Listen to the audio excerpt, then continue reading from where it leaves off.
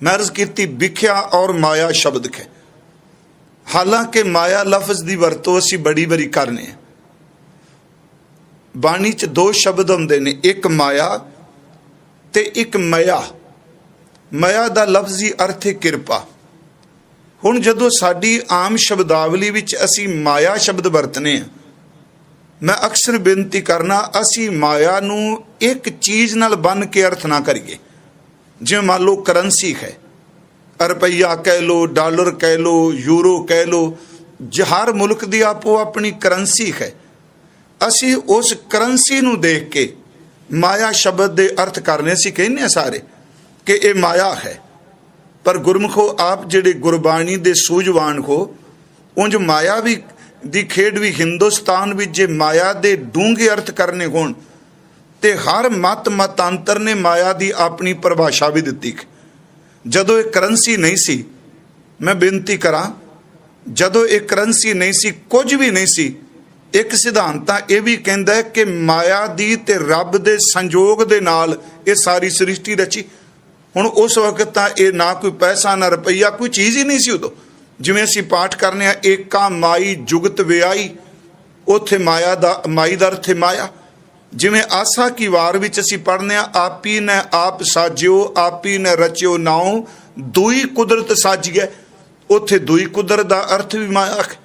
इसे तरह जदों असीं बाणी दा पाठ करने खां ते भगत नामदेव जी दा एक शब्द है, पहल पुरसा बिरा अथोन पुरसा दमरा। फिर सुनियो, पहल पुरसा बिरा, पहला पहल आप पार ब्रह्म परमेश्वर है। अथोन दा अर्थ दोबारा, फिर पुरसा दमरा, पुरसा दमरा दा अर्थ है माया। मैं इस करके अर्ज कर रहा, माया शब्द दृष्टमान विच वरतदे इस वरतारे विच जां केवल करंसी नाल, रुपये नाल, सोने चांदी नाल तोल के ना देखिए, क्योंकि अज अर्थ करदे हैं कि गुरु घरां विच सतगुरु साहबान ने घर नहीं बनाए, गुरु तेग बहादुर साहब ने, कि गुरु गोबिंद सिंह जी ने किले नहीं रखे बनाए, कि सतगुरां ने कलगी नहीं सी इसते सजाई, कि महाराज जी दे तीरां नूं सोना नहीं सी लगा। बस इस गल नूं समझना। अज मैं अपने मन नूं कह रहा, समझना मना कि विख्या तो उपराम, बैराग, माया दी ममता तो उदास, पहला सानू गुरु ग्रंथ साहब दे शब्द भी देखना पएगा भी माया की है। तो मैं अक्सर रोज़ आप नूं बेनती कर रहा, गुरसिखो, मैं ये अर्ज करांगा कि गुरु ग्रंथ साहब जो ये शब्द विच कहा गया है, साडे वास्ते इदू वड्डा कोई दुनिया विच ज्ञान नहीं। इनू संकीर्णता ना लिया जे, इस सच नूं असीं कबूलीए। महाराज सच्चे पातशाह जी नूं पहली गल ते पुछीए भी ये माया की है, ये विख्या की है। विख दर्द जहर भी किया, सतगुरां ने बख्शिश की।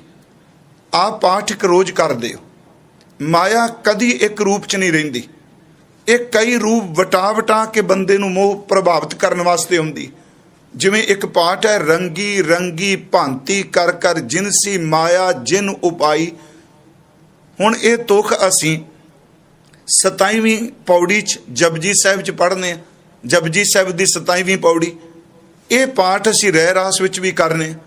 हुण इहदे अर्थ रंगी रंगी भांति कर कर जिनसी माया जिन उपाई। अनेकां रंगां दी, एक रंग दी नहीं, अनेकां भांतां दी, अनेकां किस्मां दी, अनेकां जिनसां दी परमात्मा ने यह माया पैदा की है। रंगी रंगी भांति कर कर जिनसी माया जिन उपाई। कबीर साहब ने इसे करके माया की गल करदे एक शब्द क्या उन्होंने सलोक है, कबीर आई मुझे पै, कहते मेरे कोल भी आई, अनक करे कर भेस। जिन्हों गुरु साहब कहते हैं, गुरु नानक साहब रंगी रंगी भांति कर कर जिनसी माया जिन उपाई। कबीर साहब उन्होंने कह रहे हैं, कबीर आई मुझे पै अन करे कर भेस, हम राखे गुर अपने उन कीनो आदेश। वो लिफ गई, वो झुक गई, सानू साडे सतगुरां ने, साडे मुरशद ने किरपा करके तो बचा दिता। चलो फिर उस तो अगली गल, क्योंकि पाठ आपां जिहड़े रोज़ नितनेम आप जी करदे वो गल बड़ी सौखी समझणगे सारे। हुण इस माया नूं फिर गुरबाणी की गहराई चो वाचिए भी है की, क्योंकि दरअसल ਚਲੋ ਅਸੀਂ ਕਥਾ ਵਾਲੇ ਦੂਸਰੇ ਗ੍ਰੰਥਾਂ ਦੇ ਹਵਾਲੇ ਵੀ ਲੈਂਦੇ ਹਾਂ, ਅਨਮਤ ਦੇ ਗ੍ਰੰਥਾਂ ਦੇ ਹਵਾਲੇ ਵੀ ਲੈਂਦੇ ਹਾਂ, ਪਰ ਇੱਕ ਗੱਲ ਬੜੀ ਸਪਸ਼ਟ ਹੈ ਪਿਆਰਿਓ, ਅਸਲ 'ਚ ਗੁਰੂ ਗ੍ਰੰਥ ਸਾਹਿਬ ਦੀ ਬਾਣੀ ਆਪਣੀ ਵਿਆਖਿਆ ਖੁਦ ਆਪ ਹੀ ਕਰਦੀ ਹੈ। ਗੁਰੂ ਗ੍ਰੰਥ ਸਾਹਿਬ ਦਾ ਇੱਕ ਸ਼ਬਦ, ਉਹਦੀ ਵਿਆਖਿਆ ਦੂਸਰੀ ਥਾਂ ਤੇ ਮਹਾਰਾਜ ਕਰਦੇ ਪਏ, ਪਰ ਉਹ ਵੀ ਸ਼ਬਦ ਮੁਕੰਮਲ ਹੈ। ਇਹ ਨਹੀਂ ਕਿ ਉਹ ਸ਼ਬਦ 'ਚ ਘਾਟ ਹੈ, ਬਾਣੀ ਦੀ ਵਿਆਖਿਆ ਬਾਣੀ ਆਪ ਕਰਦੀ ਹੈ। ਹਜ਼ੂਰ ਨੇ ਇੱਕ ਬਚਨ ਕੀਤਾ ਕਿ ਅਸਲ 'ਚ ਮਾਇਆ ਕੀ ਹੈ, ਇਹਦਾ ਸੰਬੰਧ ਵੀ ਸੁਰਤੀ ਨਾਲ ਹੈ, ਇਹਦਾ ਸੰਬੰਧ ਵੀ ਅੰਦਰ ਦੀ ਬਿਰਤੀ ਨਾਲ ਹੈ, ਇਹਦਾ ਸੰਬੰਧ ਵੀ ਸਾਡੇ ਅੰਦਰ ਦੇ ਚਿੱਤ ਦੀ ਚਿਤਵਨੀ ਨਾਲ ਹੈ। ਗੁਰੂ ਸਾਹਿਬ ਜੀ ਦਾ ਇੱਕ ਬਚਨ ਆਨੰਦ ਸਾਹਿਬ ਦੀ ਬਾਣੀ ਵਿੱਚੋਂ ਹੈ। ਭਾਵੇਂ ਅਸੀਂ ਪਾਠ ਕਰਨੇ ਆ ਰਾਮ ਕਲੀ ਮਹੱਲਾ ਤੀਜਾ, ਆਨੰਦ ਏਕ ਓੰਕਾਰ ਸਤਿਗੁਰ ਪ੍ਰਸਾਦ, ਇਹ ਪਾਠ ਕਰਨੇ ਆ। ਆਨੰਦ ਉੱਤੇ ਸਰਲੇਖ, ਆਨੰਦ ਭਇਆ ਮੇਰੀ ਮਾਏ ਸਤ ਗੁਰੂ ਮੈਂ ਪਾਇਆ, ਕਹੇ ਨਾਨਕ ਇਹੋ ਆਨੰਦ ਖੋਵਾ। ਜਾਂ ਅਸੀਂ ਪਾਠ ਕਰਨੇ ਆ ਆਨੰਦ ਆਨੰਦ ਸਭ ਕੋ ਕਹੇ, ਜਾਂ ਪਾਠ ਕਰਨੇ ਕੀਰਤ ਆਨੰਦ ਸੁਣੋ ਵਡਭਾਗੀਓ। ਦਾਸ ਨੇ ਇੱਕ ਵਾਰੀ ਬੇਨਤੀ ਕੀਤੀ, ਆਨੰਦ ਦੀ ਪਰਿਭਾਸ਼ਾ ਵੀ ਸਤਿਗੁਰਾਂ ਨੇ ਆਨੰਦ ਸਾਹਿਬ ਦੀ ਬਾਣੀ ਦੀਆਂ ਦੋ ਤੁਕਾਂ ਵੀ ਦਿੱਤੀ।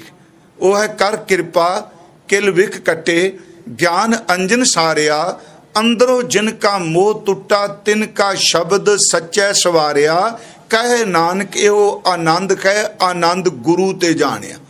ਹੁਣ ਆਨੰਦ ਦੀ ਪਰਿਭਾਸ਼ਾ ਦੋ ਤੁਕਾਂ 'ਚ ਕਰ ਕਿਰਪਾ ਕਿਲ ਵਿਖ ਕੱਟੇ। ਇਸੇ ਤਰ੍ਹਾਂ ਆਨੰਦ ਸਾਹਿਬ ਵਿੱਚ ਇੱਕ ਪੌੜੀ ਹੈ ਇਸ ਮਾਇਆ ਦੀ ਪਰਿਭਾਸ਼ਾ ਲਈ। ਇਹ ਮਾਇਆ ਕੀ ਹੈ?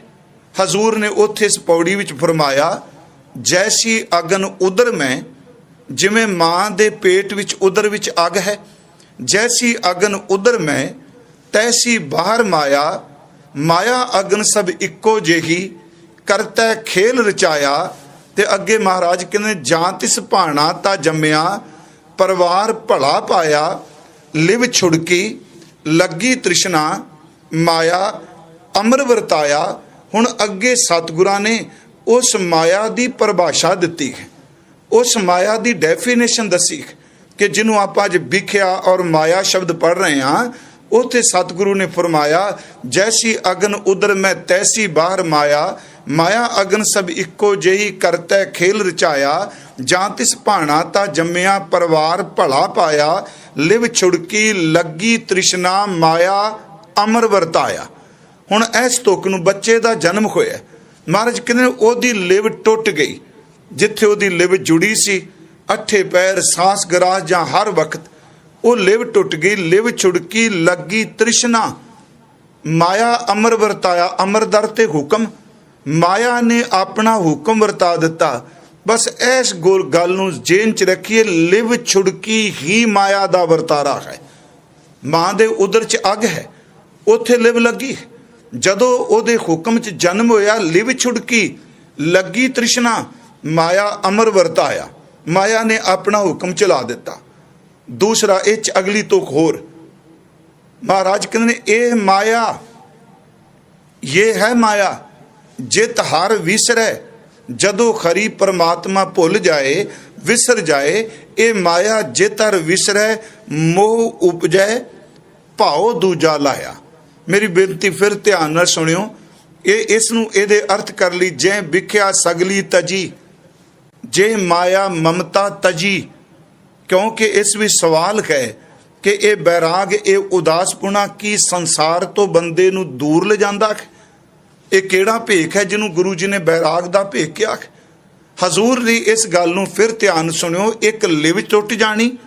ਦੂਸਰਾ ਗੁਰੂ ਜੀ ਨੇ ਕਿਹਾ ਕਿ ਮਾਇਆ ਅਮਰ ਵਰਤਾਇਆ। ਇਹ ਮਾਇਆ ਜਿਤ ਹਰ ਵਿਸਰੈ, ਇਹ ਹੈ ਮਾਇਆ ਜਿੱਥੇ ਪ੍ਰਮਾਤਮਾ ਵੱਲੋਂ ਲਿਵ ਟੁੱਟ ਜਾਏ, ਸੰਸਾਰ ਵਾਲੇ ਪਾਸੇ ਜ਼ਿਆਦਾ ਪ੍ਰਵਿਰਤ ਹੋ ਜਾਏ, ਤੇ ਗੁਰੂ ਜੀ ਕਹਿੰਦੇ ਨੇ ਜਿੱਥੇ ਖਰੀ ਦੀ ਥਾਂ ਤੇ ਦੂਜਾ ਭਾਵ ਪੈਦਾ ਹੋ ਜਾਏ।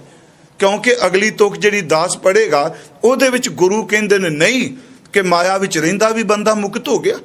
ਹਜ਼ੂਰ ਨੇ ਫਰਮਾਇਆ, ਇਹ ਮਾਇਆ ਜਿਤ ਹਰ ਵਿਸਰੈ, ਮੋਹ ਉਪਜੈ ਭਾਉ ਦੂਜਾ ਲਾਇਆ। ਜਦੋਂ ਖਰੀ ਵਿਸਰ ਜਾਏ, ਮਮਤਾ ਪੈਦਾ ਹੋ ਜਾਏ, ਜਿਹਨੂੰ ਮਮਤਾ ਕਿਹਾ ਮਹਾਰਾਜ ਨੇ, ਆਪਣਤ ਮੋਹ ਕਿਹਾ। ਇਹ ਮਾਇਆ ਜਿਤ ਹਰ ਵਿਸਰੈ, ਮੋਹ ਉਪਜੈ ਭਾਉ ਦੂਜਾ ਲਾਇਆ। ਇੱਕ ਓੰਕਾਰ ਭੁੱਲ ਗਿਆ, ਸਾਈਂ ਭੁੱਲ ਗਿਆ। महाराज कह रहे ने भाव दूजा लाया। हुण अगली तोके कह नानक गुर प्रसादी, गुरु की किरपा नाल जिन्ना लिव लागी। हुण फिर सुनो, उत्थे सी लिव छुड़की लगी तृष्णा माया अमर वरताया। ते इत्थे सतगुरु देखो किड्डी बख्शिश कीती ते माया की तुलना मां की पेट अग नाल क्यों कर दित्ती। ये गल समझाण लई कि भाई सिखो, जिवें मां दे उदर दी अग विच लिव लगी रहे ते ओ अग जीव नूं पहुंदी नहीं, ते संसार दी माया दी अग विच जिहदी लिव परमात्मा नाल जुड़ी रहे, जिवें मां दे पेट विच नहीं सड़दा तू बच गया, इसे तरह संसार दे माया दी खेड विच जे लिव जुड़ी रहे ते तैनूं इह माया दी मोह भी नहीं साड़ सकदा। इसे करके सतगुरु ने जंगल दी अग नाल तुलना नहीं दित्ती। हालांकि जंगल दी अग भी असीं देखने समुंदर दी अग भी ना महाराज जी ने इत्थे जंगल दी बड़वा अगन कहा, ना इत्थे जंगल दी अग कहा। इत्थे सतगुरु ने माया दा जिक्र करदियां सच एवे मां दे उधर दी अग कहा। ते जदों अरदास पौड़ी तां नितनेम रोज करी दी, फिर मेरे मन च आ वाह सतगुरु कुर्बान जावां तेरे तो। अग चुल्हे च भी बलदी, अग जंगल नूं भी लगदी है, दावा अगन बड़वा अगन अनेकां तरह की अग है। पर जदों तुसी माया की गल समझानी चाहिए उदों तुसी मां दे पेट की अग लई, क्योंकि उत्थे लिव जुड़ी रहे ते ओ अग नहीं साड़दी। ते प्यारिओ इत्थे संसार की माया च विचरदियां जिहदी लिव लगी रहे उहनूं संसार की माया नहीं साड़दी। महाराज कहने कहे नानक गुर प्रसादी जिन्हां लिव लागी तिनी विचे माया पाया, क्योंकि लिव टुटी नहीं, लिव छुड़की नहीं।